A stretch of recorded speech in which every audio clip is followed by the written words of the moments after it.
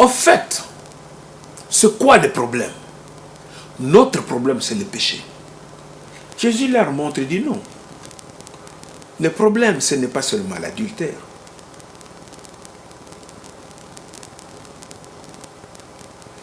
Surtout nous, le pasteur. Ah, je ne connais pas d'adultère, je n'ai jamais envié la femme d'autrui, on ne parle pas très souvent de l'argent, hein? Je n'ai jamais volé l'argent d'autrui et pourtant on mange la dîme. Parce que la dîme, ce n'est pas notre argent. Ça ne va pas dans la poche du pasteur. C'est l'argent de l'église. Pour payer les autres pasteurs, tous les gens qui travaillent en temps plein dans l'église. Mais vous avez pris cet argent, c'est devenu votre propre argent. Quelqu'un va travailler, pendant un mois, il amène son salaire pour que toi tu achètes le chocolat avec. Hein? Vous croyez que Dieu, c'est comme ça que Dieu marche? Non, mon frère. La dîme là, il ne faut plus la bouffer toi-même. Hein? Il faut mettre ça ensemble avec les offrandes. Et ça fait l'œuvre de Dieu. Tout homme doit avoir un salaire. Alléluia.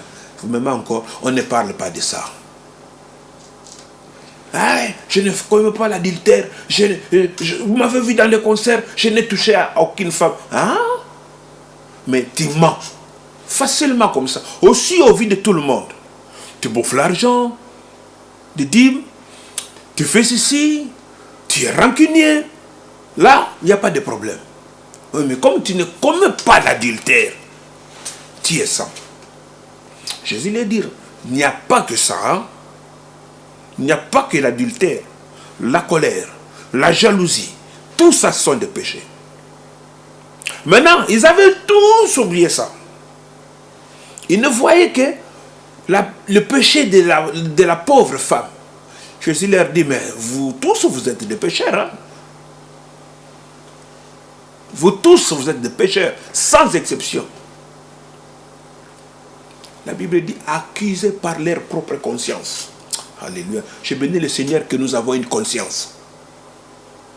Parce que si on n'en avait pas, pourtant, l'inconscience aussi existe.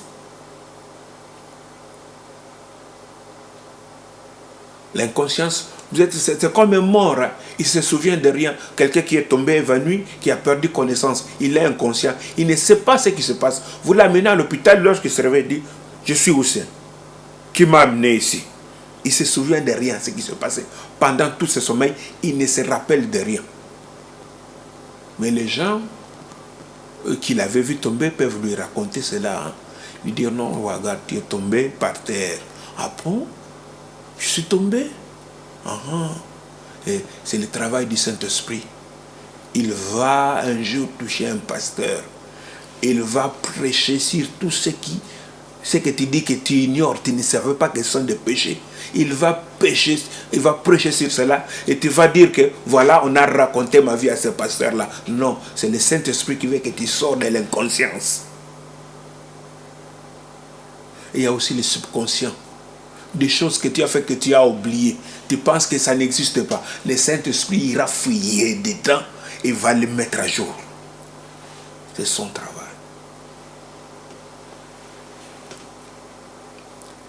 Accusés par leur propre conscience. Vous savez, la conscience, c'est quelque chose qu'on ne peut pas échapper à. Elle est là. Surtout là où tu ne veux pas qu'elle soit là, c'est là où elle est. Elle ne te quitte jamais. Tu dors avec elle, tu te réveilles avec elle, tu manges avec elle, tu vas au travail avec elle, tu vas même commettre l'impudicité avec elle. Quand tu commets l'impudicité, ne crois pas que tu es seul. Tu regardes, il n'y a personne qui est avec toi. Non, il n'y a personne. Ta conscience est avec toi. Quand tu veux voler, non, on ne me connaît pas ici, ta conscience est avec toi. Quand tu veux donner un coup de poing, il n'y a personne ici pour taper ta femme. Non, personne ne me voit, je vais donner un coup de poing. Il n'y a pas les fidèles ici. Non, ta conscience est avec toi. Elle enregistre tout. Et quand le Saint-Esprit vient, tu te retrouves devant un tribunal avec ta conscience.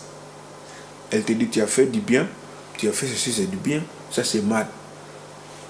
Tu ne peux même pas résister à ta conscience. Hein. Des fois, on fait beaucoup d'efforts pour convaincre les gens du péché. Mais devant ta conscience, personne ne fait. Tu ne feras même pas un effort. Parce que tu dis, ça c'est du bien, ça c'est du mal. Tu connais. C'est une voix qui te dit, ça c'est bien, ça c'est mal. Tu connais. Il n'y a pas que l'adultère. Je te dis, le problème c'est le péché. Et c'est dommage qu'aujourd'hui, dans un grand nombre d'églises, on ne prêche plus sur le péché. Tu es béni, tu seras béni, tu seras béni, tu vas acheter une voiture, tu vas acheter une maison, tu vas faire ceci, tu seras la tête et non la queue. Oh là là, c'est bien tout ça. Mais notre grand ennemi, c'est le péché. Et nous l'avons oublié, nous l'avons laissé tranquille. Et nous continuons à montrer du doigt les femmes adultères, les pasteurs adultères. Je ne suis pas là pour défendre ça. Mais je dis que, non, nous tous. Et nous oublions que nous aussi, nous avons besoin de la grâce de Dieu. Nous pensons qu'il n'y a que ceux-là qui commettent l'adultère, qui sont dans le péché. Devant ta conscience, personne ne va te pousser comme dans les tribunaux, voilà. J'ai dit la vérité et rien que la vérité. Personne. Personne ne va te pousser à reconnaître le péché et le mal. Personne. Parce que très souvent, nous trouvons même des versets pour défendre nos péchés, nos manquements. Mais devant notre conscience, nous savons pourquoi nous avons fait ceci. Nous savons que non. Si j'ai donné cette prédication, c'est parce que c'était vraiment dirigé. Ma prédication était dirigée. Mes fins, c'était de soutirer l'argent. C'est fait, on le fait. Et on donne aussi l'argent. C'est versé. Quand je vais dire ça, je vais l'exploiter comme ça. Les gens vont donner l'argent. Ils vont donner. Mais tu es tombé. Et plus grave encore, tu as utilisé la parole de Dieu pour tromper le peuple de Dieu. C'est grave. C'est très grave. Je vais leur donner les enveloppes. Comme ça, je vais commencer à demander autant. Ah, bien aimé. La personne qui doit donner de son bon cœur. N'utilise pas la ruse. Tout ce qu'on ajoute à la vérité, ce n'est plus la vérité. La vérité peut se défendre d'elle-même. Elle n'a besoin d'aucun support. Elle n'a besoin que d'elle-même pour se défendre, pour se soutenir. Que ton oui soit oui, que ton non soit non. Tout ce qui vient après vient du malin. Bien-aimé, donnez les offrandes, surtout. Les enfants de Dieu vont donner à cœur ouvert.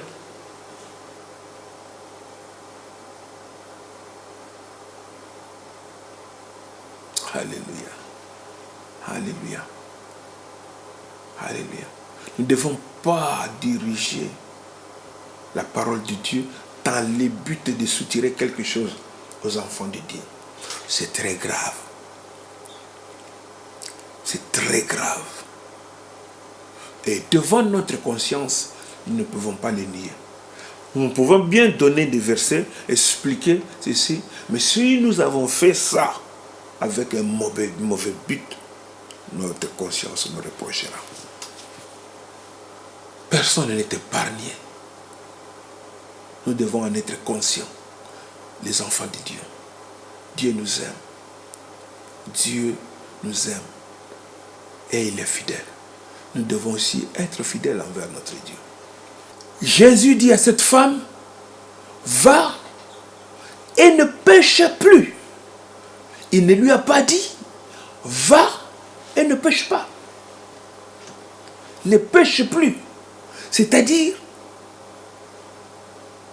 il n'y a plus de compromis entre toi et le péché.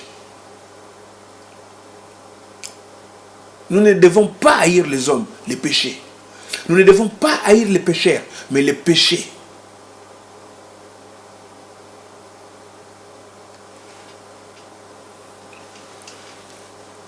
Va et ne pêche pas. Et ne pêche plus. Va et ne pêche plus. Qu'est-ce que le Seigneur voulait dire à cette femme? Il voulait lui dire, aujourd'hui, tu as trouvé grâce. Mais ne néglige pas cette grâce. Comme nous le faisons. Aujourd'hui, nous sommes en train de piétiner la grâce de Dieu. Cette grâce que le Seigneur nous a accordée, nous la piétinons tous les jours. À cause de nos sentiments, à cause de nos émotions, on m'a dit ceci, on m'a dit cela, nous oublions la grâce. La parole nous interdit de ne plus pécher. À n'importe quel prix, nous ne pouvons plus pécher. Nous ne sommes plus autorisés de commettre des péchés. Nous devons fuir les péchés à n'importe quel prix. À n'importe quel prix. Nous avons besoin qu'on nous parle du péché.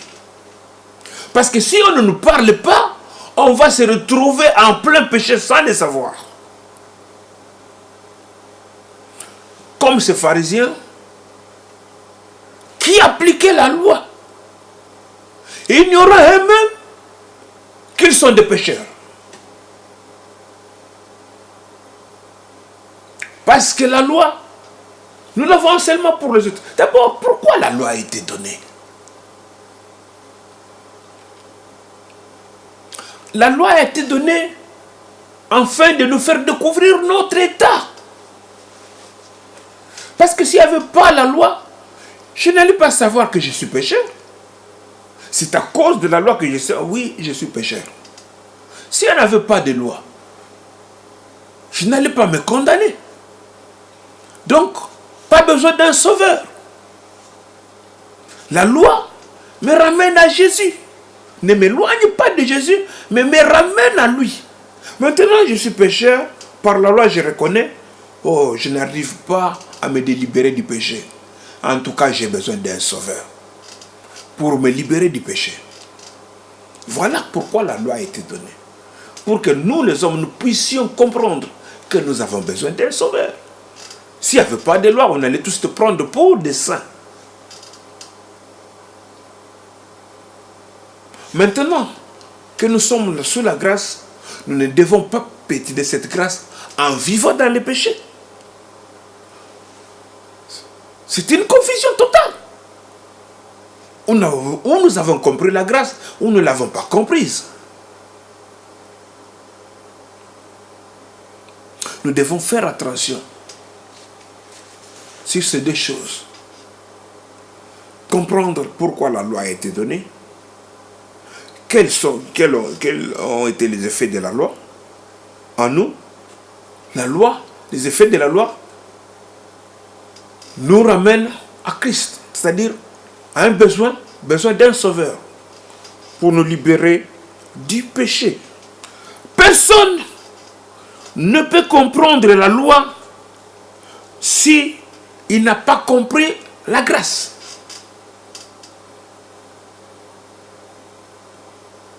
Parce que si tu n'as pas encore compris la grâce, tu resteras là à condamner les gens.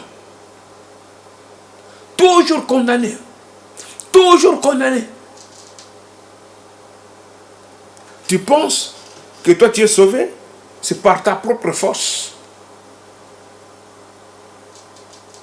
Tu penses que tu es sauvé, c'est parce que tu as fait quelque chose de bien.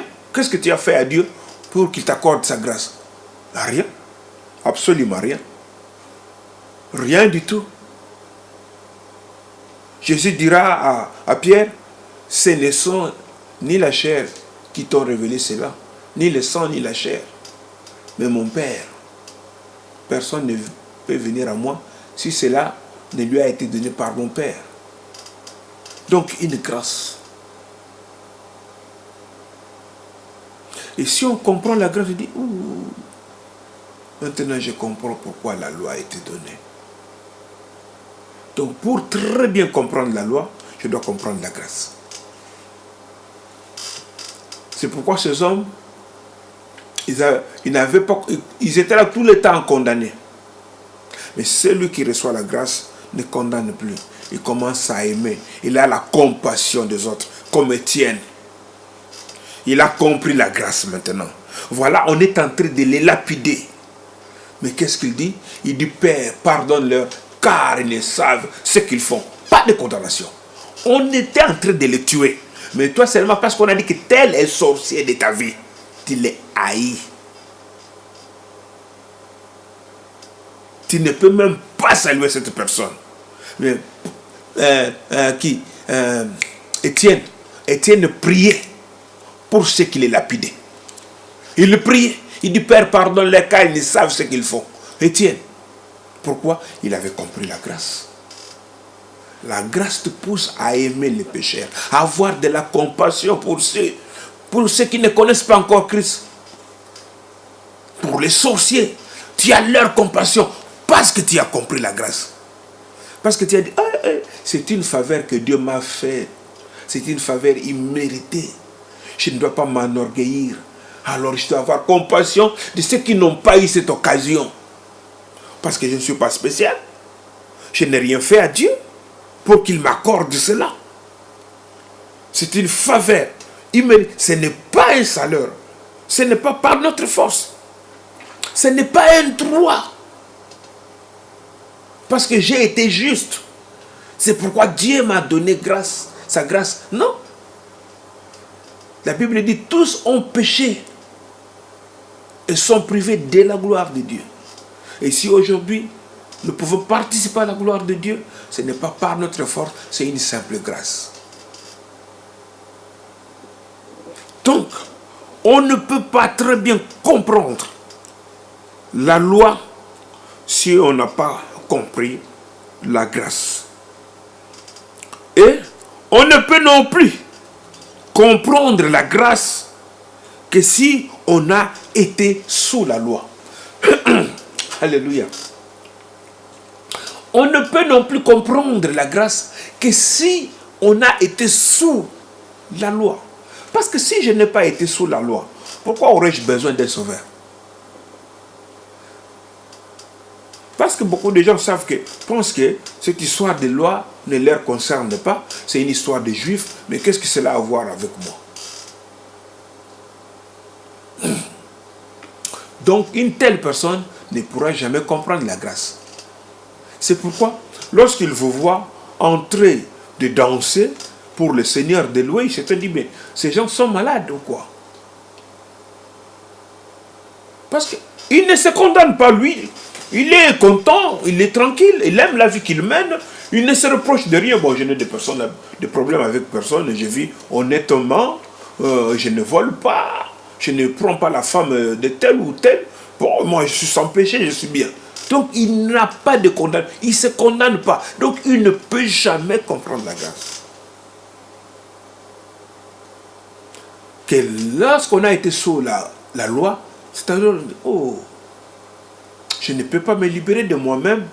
Oh voilà, tu peux maintenant apprécier la grâce de Dieu. Les faveurs que Dieu t'accorde maintenant. Alléluia. Et lorsque nous comprenons cela, nous ne péchons plus. Et la loi s'accomplit maintenant. Accomplir la loi, parce que beaucoup de gens, la loi a été accomplie par Christ, ne veut pas dire maintenant que nous devons vivre dans les péchés. La loi s'est accomplie en Jésus-Christ, c'est-à-dire nous devons comprendre la grâce et ne plus pécher. Parce que la loi, c'est la parole de Dieu. Elle est sainte, la loi de Dieu. Elle est accomplie. C'est-à-dire, Jésus-Christ l'a accompli. Il est mort sans péché. Et il est parti au séjour de mort. Il a arraché la clé. Donc, il nous a libérés maintenant. Donc, il a accompli la loi. Aucun péché n'a été trouvé en lui. Voilà ce que ça veut dire accomplir. Maintenant, moi, je crois en lui. Il me donne aussi les mêmes vêtements de la justice. Je suis sans péché. Et comme maintenant j'ai ces vêtements, les vêtements blancs, on ne peut pas maintenant me voir dans le bar. On ne peut pas me voir vivre la même vie que j'avais auparavant. Puisque je porte maintenant les vêtements blancs de la justice. Donc je dois maintenant mener la vie que Jésus menait. Donc vivre sans péché. Pensez seulement, on vient dire à Jésus que tel t'a critiqué et Jésus se met en colère. Et il ne lui adresse plus la parole. Pensez seulement qu'on vient dire à Jésus-Christ, voilà celui-là est sorcier. Jésus ne lui adresse plus la parole. Pensez seulement qu'on vient dire à celui-là, voilà, tu vois, si on t'avait fait ceci, c'est à cause. Regarde ce que Jésus a fait. Hein? C'est Judas qui devait le trahir. Hein? Mais il prend son morceau de pain, il trempe dans la sauce de Judas. Vous pensez que lorsqu'un chef prend son morceau de pain, il trempe dans votre assiette, vous savez ce que cela veut dire? C'est de la considération. Si vous êtes avec un roi sur la même table et il trempe son morceau de pain dans votre repas, mais c'est de la considération. C'est pour l'empêcher de faire du mal. Mais il était déterminé à faire du mal. Jésus n'est pas venu pour perdre. Il est venu pour sauver. Jésus n'est pas venu pour perdre. Il est venu pour sauver. Voilà pourquoi on dit, il dit, je n'ai perdu personne, sauf le fils de la perdition. Alléluia. Alléluia. Nous devons comprendre la grâce. Il dit à cette femme, va et ne pêche plus. Dans les livres de Matthieu 18, 23 à 35, on nous parle de l'histoire d'un roi qui a fait venir ses serviteurs qui lui devaient. On dit qu'il y avait un serviteur qui lui devait beaucoup d'argent. On a amené ce serviteur devant le roi. Et l'homme n'avait pas de quoi payer sa dette. Il dit à son maître, il dit, donne-moi du temps. Je te payerai tout ce que je te dois. La Bible dit, le maître ému de compassion pour ses serviteurs, il les laissa aller. Il a annulé cette dette. Regardez. Comme le monsieur n'avait pas de l'argent pour payer la dette, qu'est-ce qu'il risquait? On devait le vendre lui, vendre sa femme et ses enfants. C'est ce que la Bible nous dit. Comme il n'avait rien à payer, on devait le vendre lui, sa femme et ses enfants. Mais il dit au roi, donne-moi du temps. La Bible dit que son maître eut compassion de lui. Et il le libéra, il le laissa aller.